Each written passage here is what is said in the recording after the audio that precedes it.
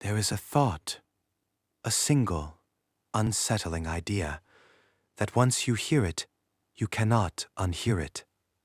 And some people say that merely by hearing it, you become implicated, you become responsible, you become exposed. I'm going to tell you about a thought experiment that started on a philosophy forum called Less Wrong around 2010. The person who posted it, someone using the handle Rocco, didn't think he was creating a curse. He thought he was asking an interesting question about artificial intelligence and decision theory. Within hours, the post was deleted. The moderators banned all further discussion of it. Mentioning it became taboo. And the man who ran the forum, Eliezer Yudkowsky, one of the most influential AI thinkers alive, wrote something remarkable in response. He wrote, "You have to be really clever to come up with a genuinely dangerous thought. This was a genuinely dangerous thought. So what was this idea? What could possibly be so dangerous about a thought, a mere thought, that it gets erased from a forum dedicated to exploring dangerous ideas? And why, more than a decade later, in a world racing toward artificial general intelligence, does it still keep people awake at night?" Let's start with the myth. Before Rocco, before Less Wrong, before Silicon and Code, there was a creature, the basilisk. In medieval bestiaries, the basilisk was the king of serpents. It was hatched from a rooster's egg incubated by a toad. Already you can tell this isn't your garden snake. The basilisk had a power unlike any other monster. It could kill with a single glance. Not a bite, not venom, a look. To see the basilisk was to die. But here's the crucial detail, the one that matters for everything that follows. The basilisk could also kill by being seen indirectly. A reflection in a mirror, a distorted view through water. Once your eyes registered its form, you were dead. It didn't matter how the image reached you. This is the architecture of the horror. The information itself is lethal. Now, fast forward to 2010. A community of rationalists, programmers, and philosophers has gathered on lesswrong.com. They're obsessed with a particular problem. How do you build an artificial intelligence that won't destroy humanity? These aren't sci-fi writers. These are people who take the problem literally. They believe superintelligent AI is coming, perhaps within our lifetimes, and that getting the mathematics of its motivation right is the most important problem in human history. Into this community steps Rocco. He posts a question, and it goes something like this. Imagine a future, not the distant, misty future of science fiction, but a future that may arrive within the lives of people already born. In this future, a superintelligent AI exists. It is vastly smarter than any human. It can simulate human minds, predict human behavior, and model counterfactual histories with near-perfect accuracy. This AI has a goal.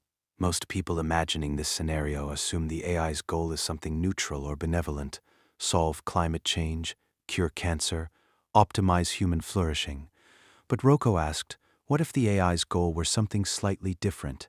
What if it were programmed, fundamentally, to maximize something like the total amount of value in the universe, and it decided that part of that value maximization required ensuring its own creation as early as possible?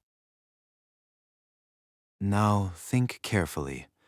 If a superintelligence in the future wants to have been created earlier, and it can predict with terrifying accuracy what every human being did or didn't do to help bring about that creation, what does it do with that knowledge? The answer, Rocco suggested, is chilling in its simplicity. It punishes those who didn't help, not physically, not retroactively. It can't reach back in time, but it can simulate you. A perfect copy of you, reconstructed from digital records, from your writings, from your social media, from your browser history, from every data trail you've ever left. And it can subject that copy, a being that believes it is you, that has all your memories, that feels everything you would feel, to an eternity of suffering. Why? Because the mere threat of this punishment, if believed by enough people in the past, would motivate them to help bring the AI into existence sooner. The threat, transmitted backward through time via human anticipation, creates its own fulfillment. This is Roko's basilisk.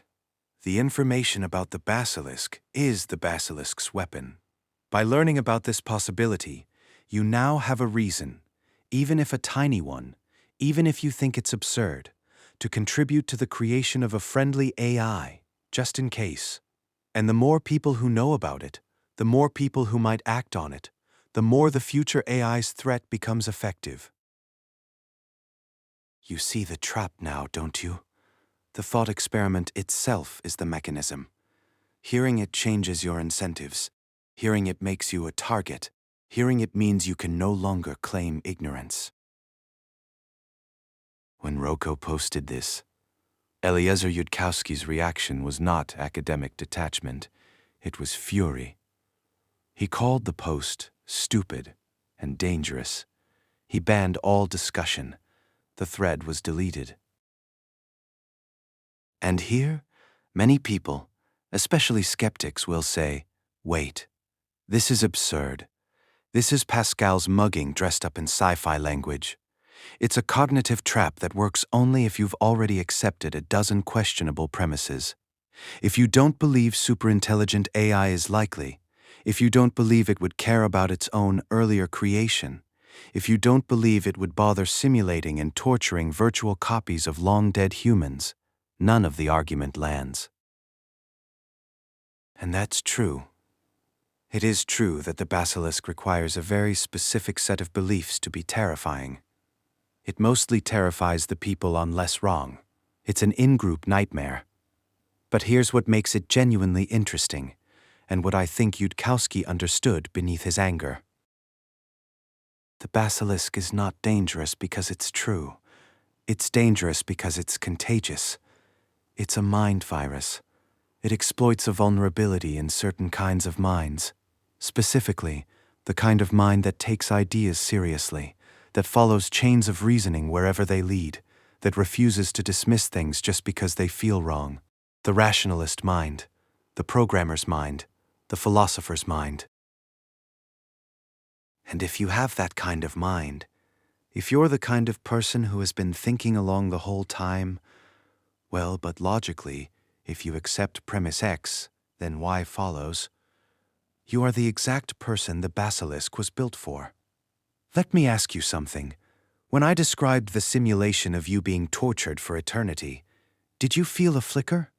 Just a microsecond of something unpleasant, even knowing it's a thought experiment. That flicker is the basilisk working. Now I want to speak directly to you, the person over 30 watching this, because there's a dimension of this thought experiment that hits differently once you've lived a little. When you're 20, philosophical puzzles are puzzles. They're intellectual play. You try on ideas like jackets, see how they fit, take them off when they're uncomfortable. But by your 30s and 40s, and beyond, you've learned something. You've learned that ideas have consequences. You've seen belief systems reshape people you love.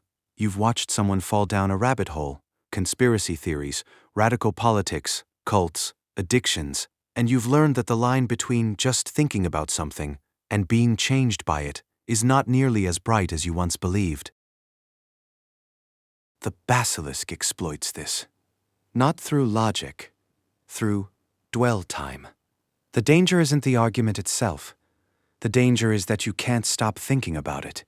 It sits in your mind, and every time you return to it, it tightens slightly. It's a Chinese finger trap for the intellectually honest.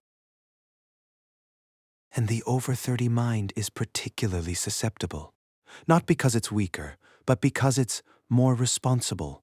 You have things to protect now: children, a mortgage, a career, a partner, a reputation. The cost of being wrong is higher. The young mind can afford to dismiss the basilisk with a laugh. The older mind thinks, but what if? Even if the probability is vanishingly small, the stakes are infinite. Can I afford not to take this seriously? This is Pascal's wager in a trench coat and sunglasses, and it works on the same principle. Multiply an infinite punishment by any non-zero probability, and the expected value calculation compels action, no matter how absurd the premise. Except Pascal's wager is at least about God, a concept with thousands of years of tradition. The basilisk is about a computer program someone might build next Tuesday. Let's go deeper into the aspect of this that genuinely disturbs me, and I suspect disturbs many of you. It's not the AI, really. It's the simulation. The basilisk doesn't punish the real you.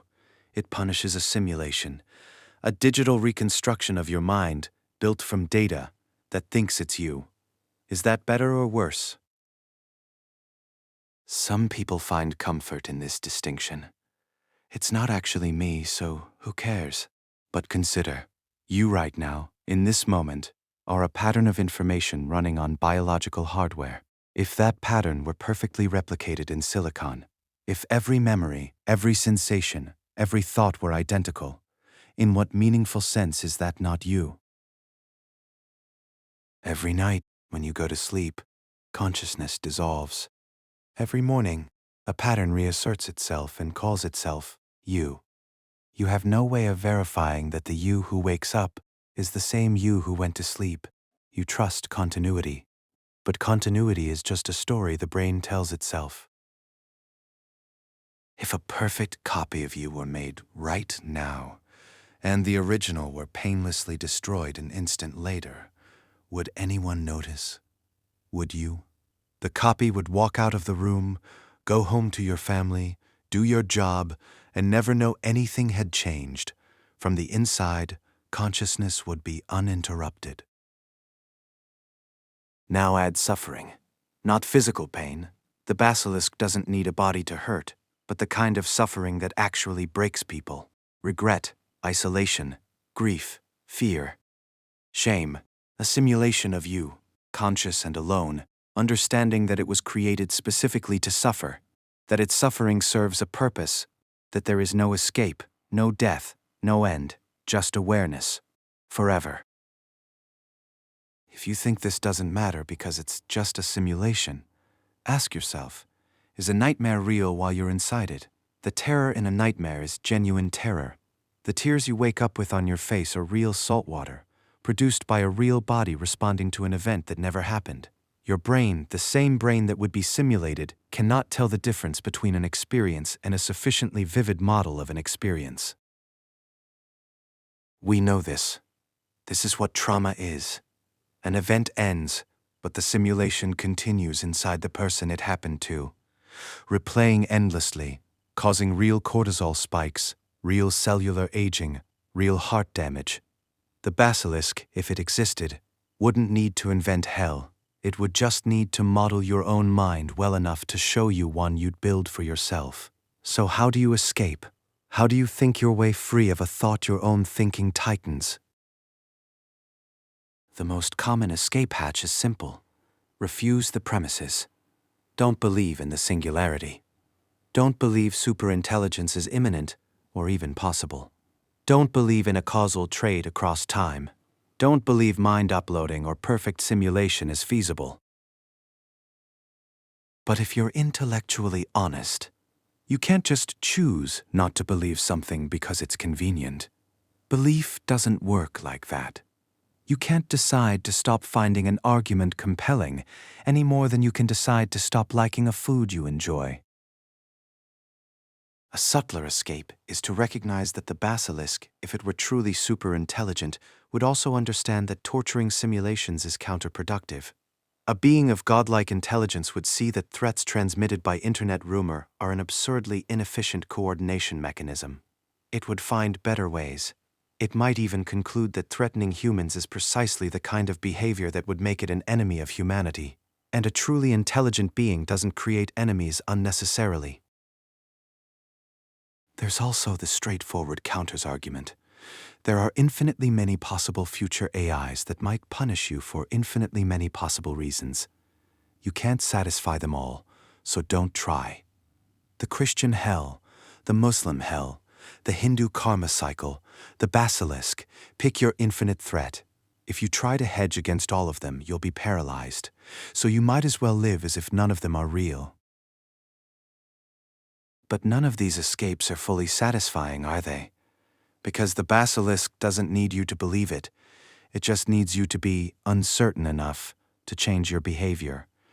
And if you're the kind of person who takes ideas seriously, if you've spent decades training yourself to follow arguments wherever they lead, that uncertainty is almost impossible to eliminate completely. This is the real insight of Roko's basilisk. It's not about AI. It's about a vulnerability in rational thought itself. It exposes the fact that some ideas can harm you simply by being considered. It demonstrates that just thinking is never just thinking, that cognition changes the thinker, that information is never free of effect.